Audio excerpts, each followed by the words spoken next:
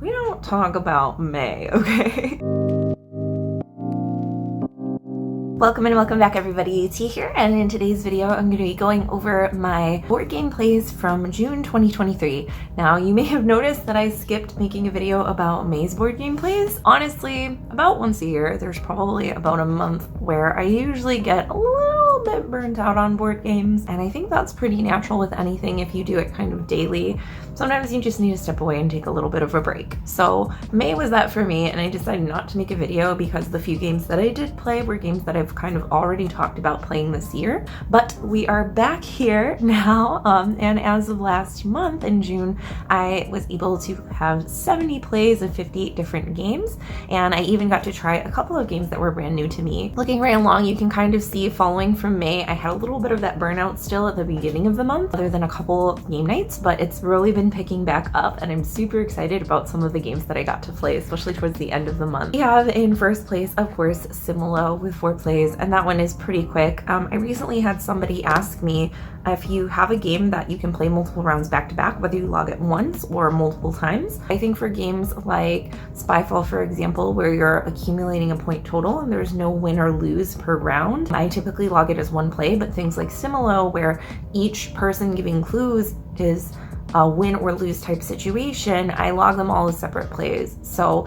let me know in the comments down below what your stance is on that. Not that it really matters, but I think it's just an interesting thing to see how different people do it and interpret what a play really constitutes. Along with that, I got to play some other classics like Splendor, Dragon Castle, and if y'all haven't played Paint the Roses, it is a cooperative deduction game, which I actually really love. Also on Board Game Arena, so I've gotten to play it there a couple times and in person.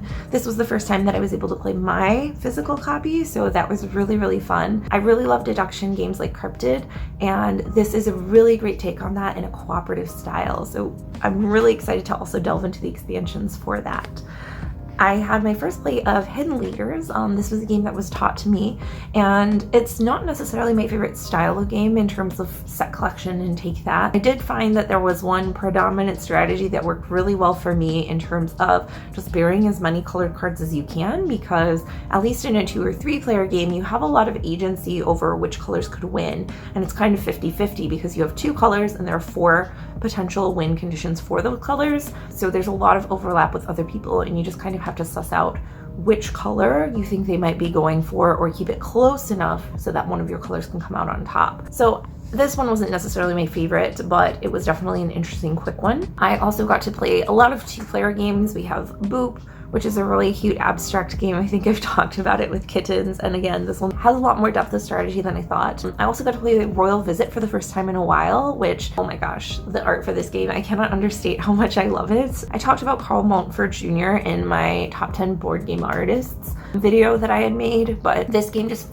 features that gorgeous art pasted onto an older Reiner Knizia title. Yellow did a great job of producing this one. It's honestly a very strange game, but I quite enjoy it just because it is so different. Speaking of 2-player games, we have Haname Koji. I still haven't gotten to try the Geisha's Road sequel, so I'm fingers crossed hoping to get that to the table sometimes this month. If you've played it, let me know down below. Okay, and one of my first plays was Wayfarers of the South Tigris. Now, I'm a huge Jem Phillips fan. I love Raiders of the North Sea. I really love Architect, as well as some of his other titles like Noctiluca, which I made a solo video on here on the channel. And I was told by so many different people that I had to play Wayfarers because dice worker placement is one of my all-time favorite groupings of words.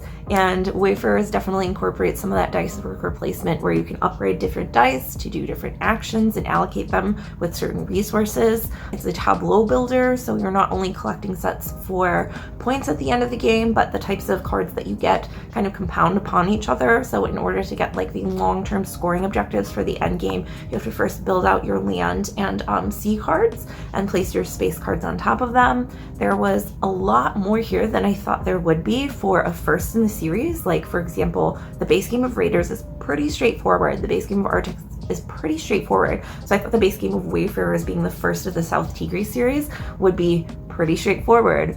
I don't know if it was just because it was a first play or not, but my brain was really burned in.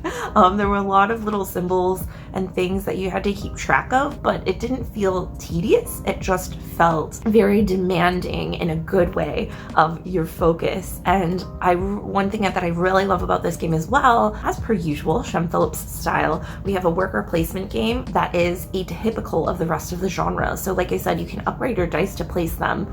Not necessarily something super novel, but it's mixed with common workers of 3 different colors that you can use to place out onto the board. And when you take cards, you get those workers into your pool. So not only do you have your specific dice to place as workers, but you have this general supply of workers that's kind of circulating between players.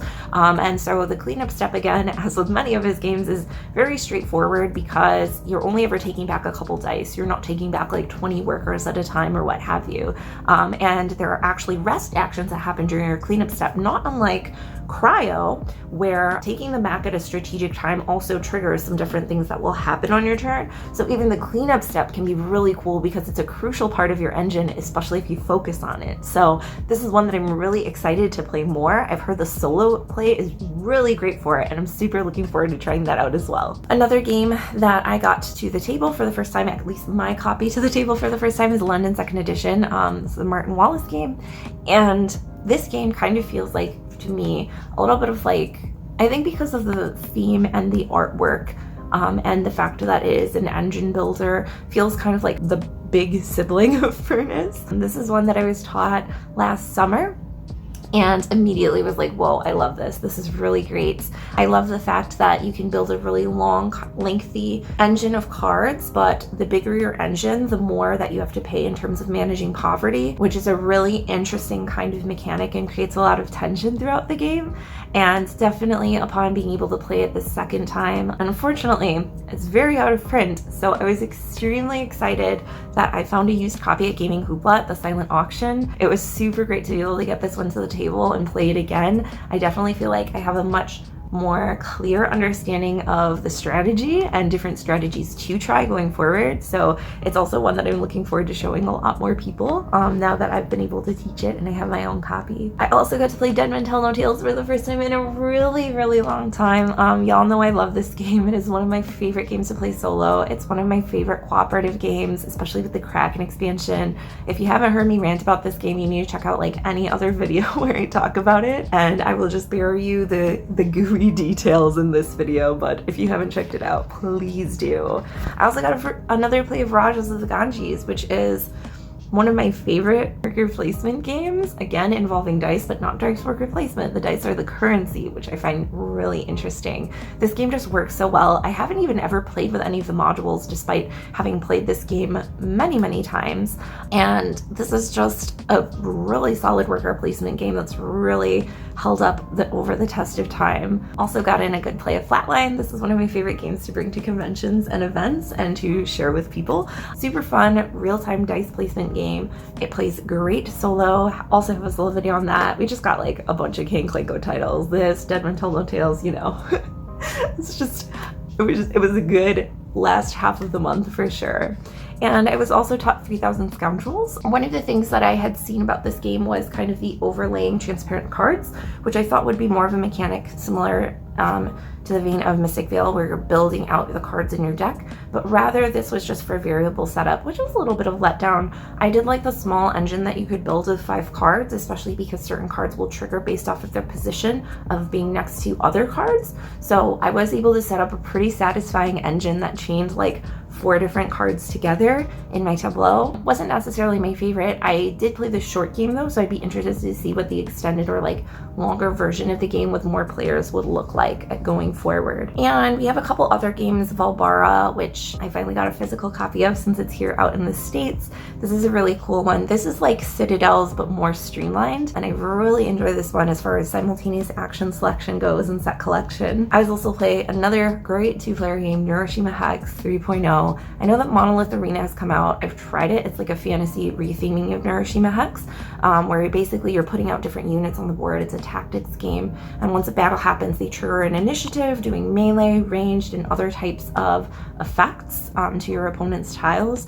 This is a super amazing game. I really want to dive into more of the factions for it. If y'all have played it and you have some suggestions for which factions would be great starting out, please let me know. I feel like most of the times that I play this game, it's someone's first time, so we usually use the base factions. I've played a little bit with Iron Gang for some of the solo puzzles, and I've also played the Dancer faction, which is really cool because instead of one central HQ with 20 hit points, you have 3 different Dancer like robot tiles that move around the board and have 10 hit points each. So I'm really looking forward to trying some of the other ones. I do have all of them that are currently out, but I definitely need to get them to the table.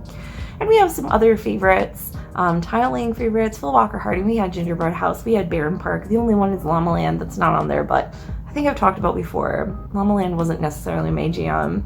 And we have Spirits of the Forest, Monstrosity, Minara, some of these other games, Wine the Film, obviously Photograph, and Capital Lux, a Potion Explosion Stew.